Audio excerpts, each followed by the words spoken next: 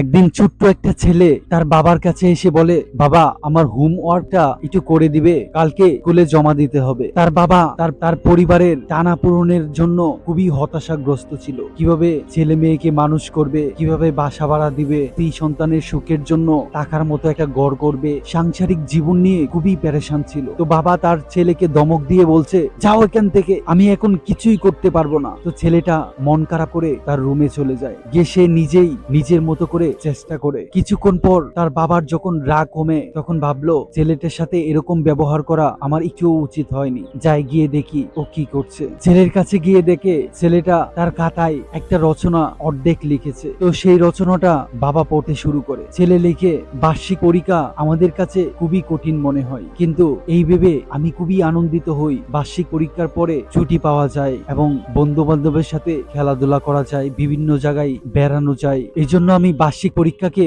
ভালোবাসি। আমি রাতকে ভালোবাসি, কারণ রাতের পরেই দিনের সুন্দর সকাল আমাদের সামনে আসে। আমি আমার বাবার আদর শাসন এগুলোকে ভালোবাসি, কারণ আমার বাবা আমাকে খেলতে নিয়ে যায়, বিভিন্ন মজাদার জিনিস এনে আমাকে খাওয়ায়। কারণ আমার বন্ধুর তো বাবাই নেই। এই পর্যন্ত লিখে ছেলেটা ঘুমিয়ে যায়। বাবা এই রচনাটা পড়ে তার চোখের পানি ধরে রাখতে পারে না। তো সেই ছেলের বাবাটা বুঝতে পারে, আসলে আমি যে জিনিসগুলোর জন্য কষ্ট পাচ্ছি, আমার পরিবার পরিজনকে সুখী করার জন্য অনেকেই আছে যার পরিবার নেই, যে দুবেলা খেতে পারে না, আমার চেয়ে খারাপ অবস্থায় আছে। আমরা সব সময় উপরের দিকে তাকাই বলেই ভিতরে শান্তি আসে না। যদি আমরা আমাদের নিচের মানুষগুলোকে দেখাম, যারা শুধুমাত্র এক বেলা খাওয়ার জন্য কত পরিশ্রম করে, তাহলে আমাদের মধ্যে এত কষ্ট, এত হতাশা থাকতো না। আমার এই 10 বছরের বাচ্চা এটা বুঝতে পারে যে বাবার রাগ, অভিমান, খারাপ আচরণ টাকা সত্ত্বেও বাবাকে কিভাবে ভালোবাসতে হয়। অথচ সৃষ্টিকর্তা আমাদেরকে এত কিছু দেওয়া সত্ত্বেও আমরা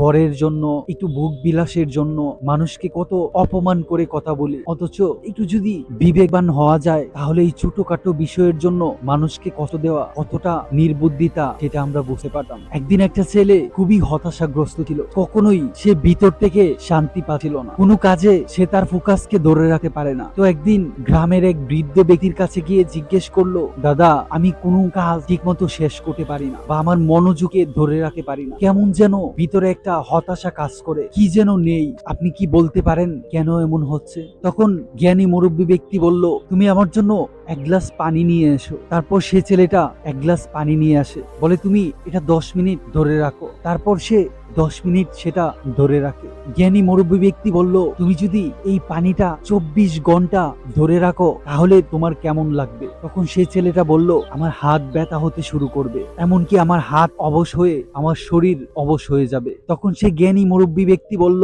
ঠিক তাই, তুমি যদি কোনো চিন্তা, হতাশার বিষয়, দুশ্চিন্তা 10 মিনিট, 30 মিনিট, 1 ঘন্টা ধরে রাখো, তোমার কিছুই হবে না। কিন্তু তুমি যদি সেটা 24 ঘন্টা বা তারও বেশি, 1 মাস, 2 মাস, 1 বছর ধরে রাখো, সেটা তোমাকে অবশ করে দিবে। কেউ তোমাকে অপমান করেছে বা তোমার কোনো কষ্টের বিষয় আছে, যেগুলো তুমি বারবার মনে করে কষ্ট পাও, সেগুলো যদি তোমার ভিতরে ধরে রাখো, এটা কখনোই তোমাকে শান্তি দিবে না। তুমি কোনো কাজে কখনোই ফোকাস করতে পারবে না যদি না এই বিষয়গুলোকে সমাধান করো। তাই যদি তুমি ভিতর থেকে শান্তি পেতে চাও, মানুষকে ক্ষমা করে দাও। প্রতিদিন ঘুমানোর আগে সবাইকে ক্ষমা করে দাও। তোমার অতীতের যত ভুল ভ্রান্তি, যত কষ্টের বিষয়, তোমাকে কেউ অপমান করেছে, তুমি জীবনে এমন কাউকে পাওনি, বা তোমার প্রিয় মানুষ তোমাকে আঘাত করেছে, এই সব কিছুকে ক্ষমা করে দিয়ে ঘুমাও। দেখবে সকালটা তোমার শুরু হবে নতুন জীবন দিয়ে। রাসূল সাল্লাল্লাহু আলাইহি ওয়াসাল্লামও বলেছেন, তুমি প্রতিদিন মানুষকে ক্ষমা করতে শিখো। তুমি যদি শত্রুকে ক্ষমা করে দাও,